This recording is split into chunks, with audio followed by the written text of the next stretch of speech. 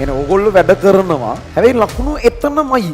ලකුණු වැඩි කරගන්න මොකද්ද කරන්න ඕනේ කියන්නේ. මේ වෙලාවේ තියෙන කාලයට සාපේක්ෂව ඕගොල්ලන්ට කරන්න පුළුවන් හොඳම දේ මෙන්න මේ මම ඊළඟට කියන වැඩේ. තව කෙනෙකුට තමන් පැහැදිලි කරලා දෙනවා කියලා හිතන්න ඔකේ උත්තරේ මේකේ එන්නේ ඇයි කියලා. අන්න ඒක ලියන එක තමයි විවරණය කියන්නේ. ළමයි එක MCQ පේපර් එක ඕගනික් වලින් MCQ 11ක් අහනවා සාමාන්‍යයෙන්. ඉතින් ඒවා වැරදිනවා වැඩි වෙලා හරියන්නේ නැහැ. ඒකනේ පේපර් එකෙන් 5න් එකකට වඩා ඕගනික් MCQ වල. මේක ෆිසික්ස් වල ප්‍රැක්ටිකල් වලට එහෙම මාර විදියට සෙට් වෙනවා. ඒ නිසා අර වගේ තියෙන සියුම් එන්න හද්ද අමාරු පොයින්ට්ස් මත මේ කාලේ එල්ලලා ඉන්න එපා. ඒක කාලේ නාස්තියක්.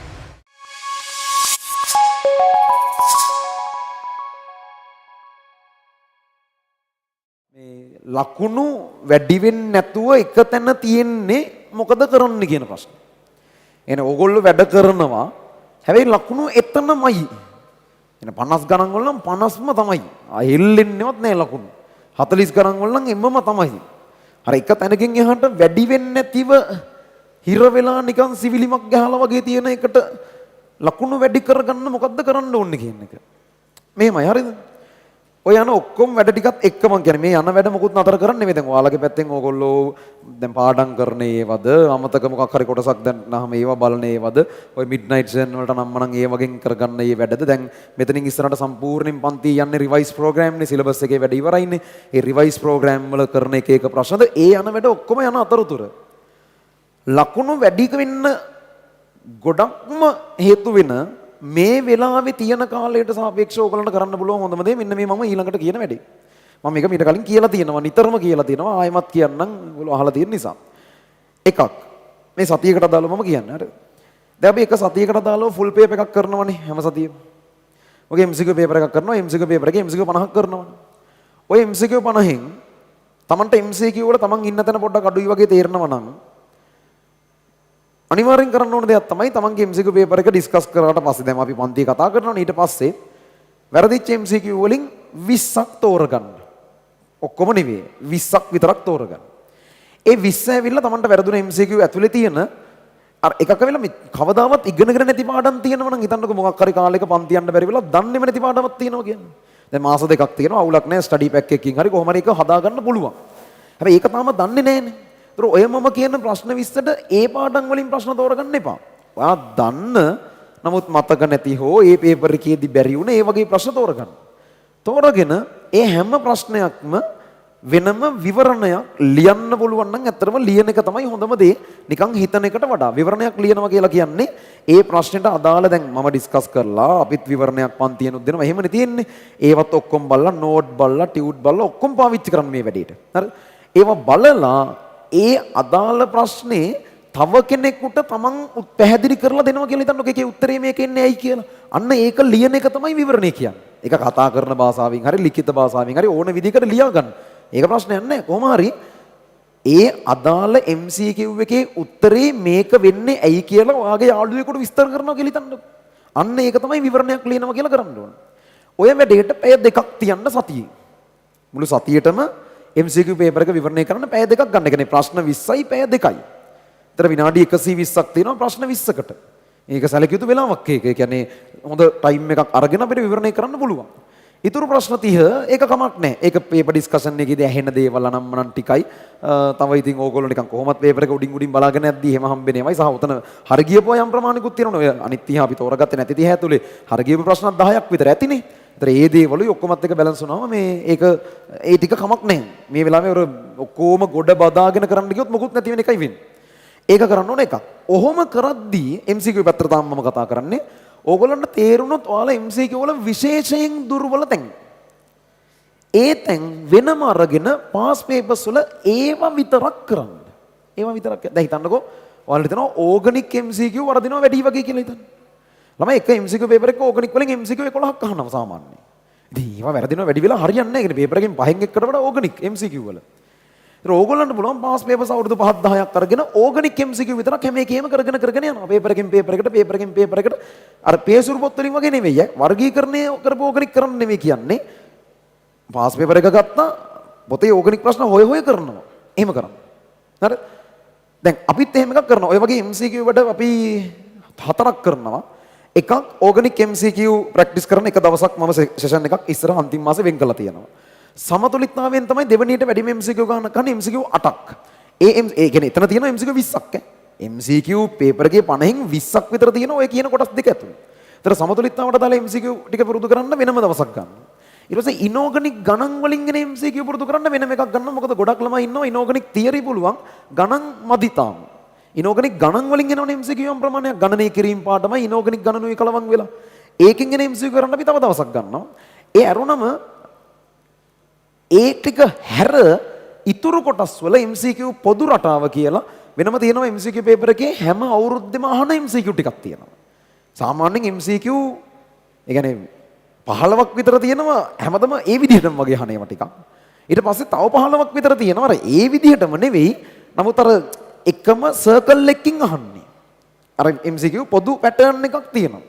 ඒ පොදු රටාව අරගෙන හැමදාම අහන MCQ නම් මනම් අරගෙන ඒකට වෙනම එක MCQ day එකක් කියලා සෙමිනාර් එකක් කරනවා අපි MCQ පොදු රටාව කතා කරන සෙමිනාර් එකක් විදිහට.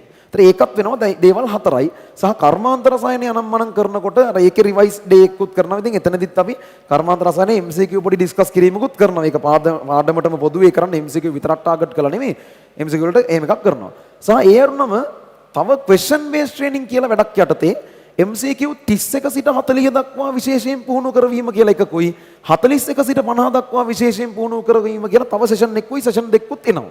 මොකද ඔය MCQ 20 ඇතුලේ තමයි ළමයින්ට ගොඩක්ම වර්ධින්නේ. ඉතින් ඔය ටික අපේ පැත්තෙන් වෙනවා. ඔය හැරනම් තව ඉතින් එහෙම ලොකුට ඉතුරු නැහැ. ඉතින් ලොකු දෙයක් වෙනම කරන්න කියලා. කොහොම හරි අර දැන් ඒ ටික මම කිව්වම ඕගොල්ලන්ට පුළුවන් නේ ඔයාලගේ පැත්තෙන් ප්ලෑන් එක හදාගන්න. ඕගනික් ටික දෙපාරක් කරනකොට කමක් නැහැ. මම කරන්නේ මගේ විදියකට ඔයාට තනියෙන් ඔයාගේ පැත්තෙන් කරත හැකියි. ඒ වගේ දැන් ඉනෝගනික් වල තියරි MCQ වලට කියලා වෙන එකක් මම කරන්නේ නැහැ. අන්න ඒකක් වගේ ඕගොල්ලන්ට කරත හැකියි.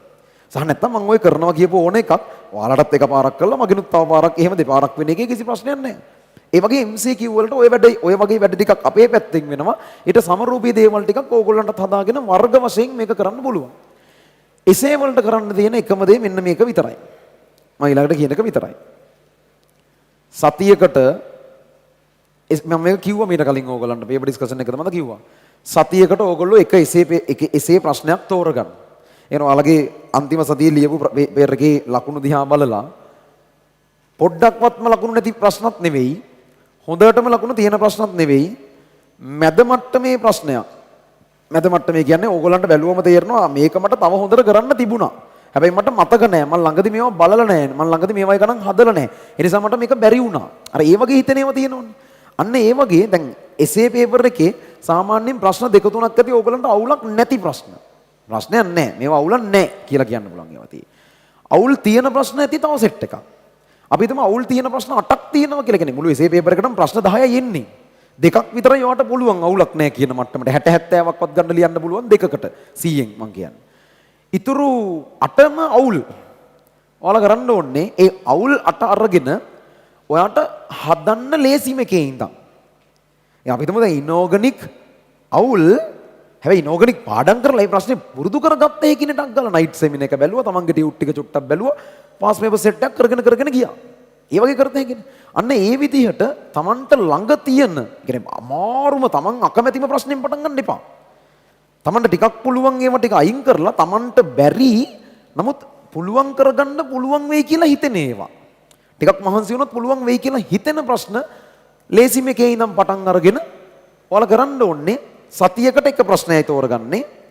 ඒ ප්‍රශ්نين අන්තිම අවුරුදු 10ක බැරි නම් අඩුම 7කවත් අන්තිම අවුරුදු 7කවත් ඒ අදාළ එසේ එකේ ප්‍රශ්න ටික කරගෙන යන්න පාස් පේපර්ස් වල සහ ෆයිනල් පේපර්ස් 8ක් මේ විදි දීලා තියෙනවා. ඒ 8ෙත් ඒ අදාළ ප්‍රශ්න අංකේ ප්‍රශ්න ටික කරගෙන යන්න. ඒතර ඔක්කොම ප්‍රශ්න 15ක් හැදෙනවා.